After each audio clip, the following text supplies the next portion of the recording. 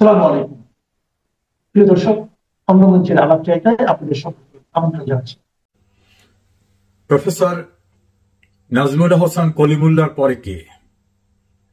সাম্প্রতিক সময়ে তিনি গ্রেপ্তার হতে পারেন এ আশঙ্কা ব্যক্ত করেও তিনি প্রতিদিন যতগুলি গণমাধ্যম ভার্চুয়াল মাধ্যমে তাকে অনুরোধ করা হয়েছে সবখানি তার মুক্ত চিন্তায় মুক্ত বিবেকে তিনি কথা বলেছেন এবং প্রতিটি প্রোগ্রামে তিনি বলেছেন যে কোনো সময় আমি গ্রেপ্তার হতে পারি এবং গ্রেপ্তার হওয়ার কি কারণ হতে পারে তাও তিনি ব্যাখ্যা করেছেন।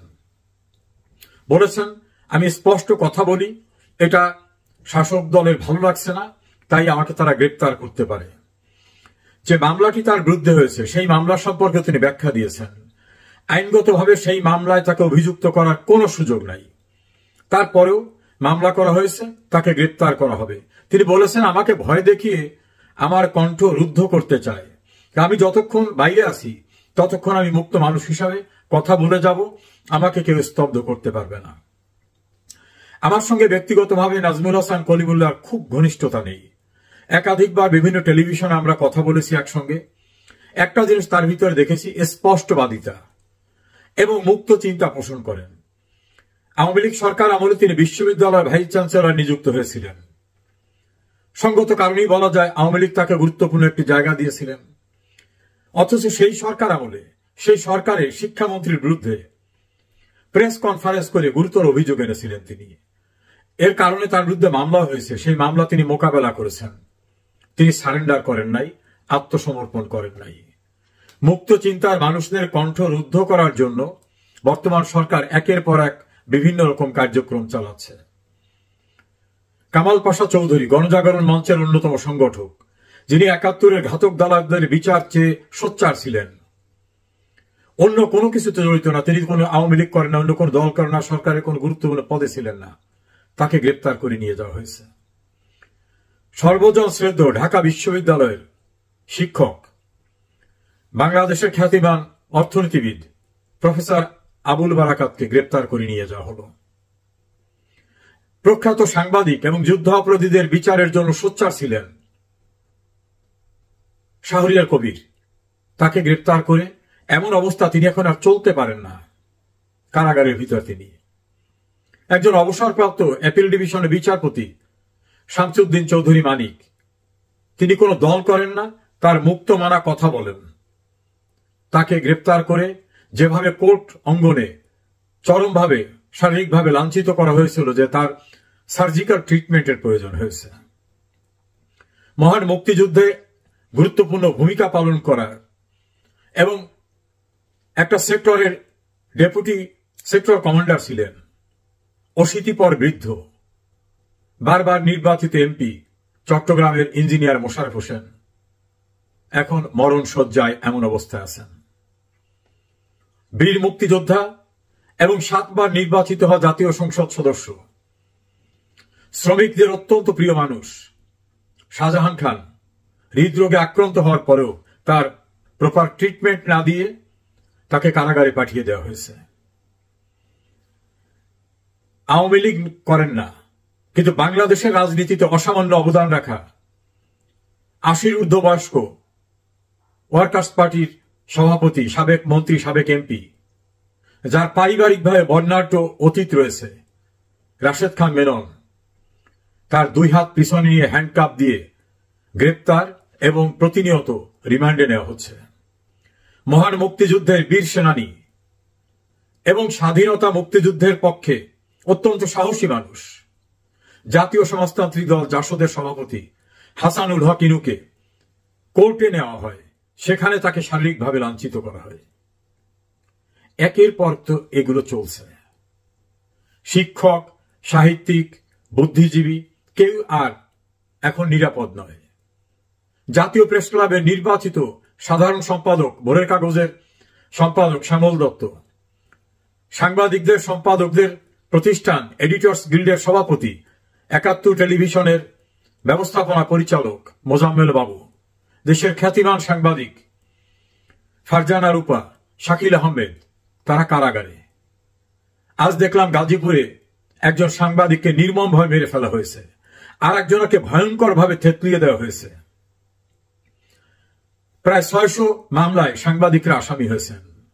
তাদের অ্যাক্রেডিটেশন কার্ড বাতিল করে দেওয়া হচ্ছে। গণমাধ্যমে যেখানে তারা চাকরি করতেন সেখান থেকে জোর করে বের করে দিয়ে ইনুসপন্থীদের জোর করে বসানো হচ্ছে। সংস্কৃতি উপদেষ্টাকে একটা প্রশ্ন করার জন্য 5 জন সাংবাদিকের চাকরি চলে গেল।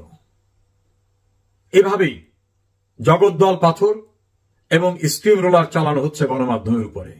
একটি গণমাধ্যম নেই বাংলাদেশে যে মুক্ত চিন্তায় কোনো কিছু লিখবে বা কোনো কিছু বলবে। বললে আর রক্ষা নেই, চাকরি যাবে, মব আক্রমণের শিকার হবে। ফলে এই সকল টেলিভিশন এবং পত্রিকার মালিকরা তাদের অস্তিত্ব টিকিয়ে রাখার জন্য ফরমায়েশি কাগজ যেটা সাপ্লাই দেওয়া হচ্ছে সেই কাগজ থেকেই সংবাদ পরিবেশন করছেন। এভাবেই বাংলাদেশের মুক্ত চিন্তার বিকাশ ঘটাচ্ছেন ডক্টর ইউনূস।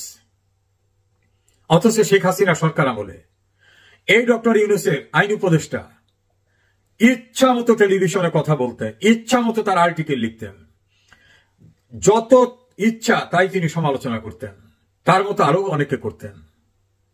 আর আজকে কথা বললে আর রক্ষা নাই। ডিজিটাল সিকিউরিটি অ্যাক্টেও মামলা হয়ে যাচ্ছে। সাংবাদিকদের পরিত্রাণ নাই। কত সাংবাদিক প্রেস ক্লাবের সদস্য পদ হারিয়েছে, বিএসএস থেকে বের করে দেওয়া হয়েছে, অন্যান্য পত্রিকা এবং টেলিভিশন থেকে বের করে দেওয়া হয়েছে। কতজনের বিরুদ্ধে মামলা।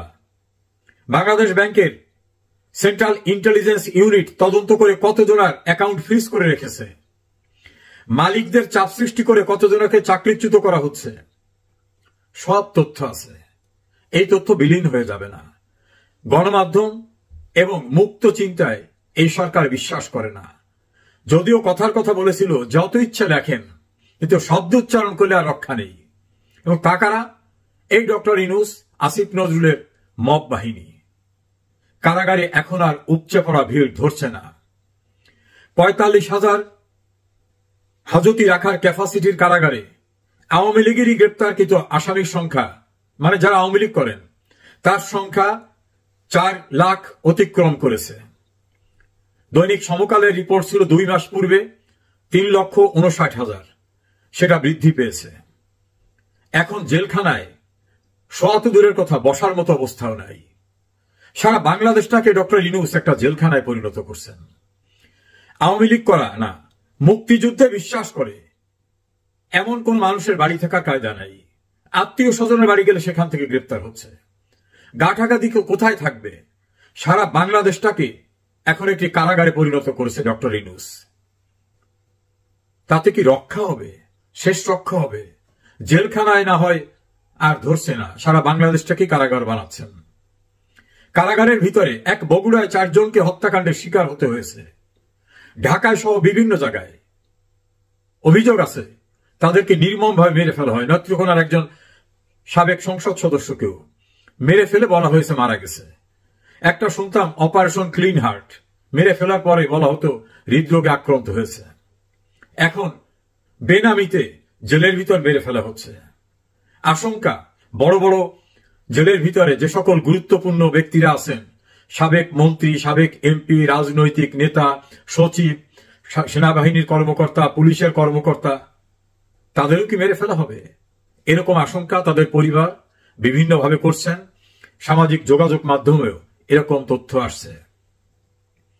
আমার অভিমত, এসব করে পরিত্রাণ হয় না। ডক্টর ইউনূস, আসিফ নজরুল, আপনারা দেখলেন না কি অবস্থা? আসিফ নজরুলকে 9 ঘন্টা আটকে রেখেছে। পুলিশ পাহারায় বেরিয়ে আসার সময় তাকে চিৎকার করে গালিগালাজ করতেছে। আজ দেখলাম টেলিভিশনে কোথায় আসিফ নজরুল প্রোগ্রামে গেছেন, তাকে কথা বলতে দিচ্ছে না। ডক্টর ইউনূস, আপনি আপনার নিয়োগকর্তাদের রক্ষা করার জন্য সেনাবাহিনীর সাজোয়া গাড়ি, বিজিবি, র্যাব, পুলিশ, সোয়াত বাহিনী, ডগ স্কোয়াড সবকিছু দিচ্ছেন, লোকজন আসে না। বুঝতে পেরেছেন? পরিস্থিতির অবনতি এমন জায়গায় নিয়ে যাচ্ছেন, এই জেলখানা কিন্তু থাকবে।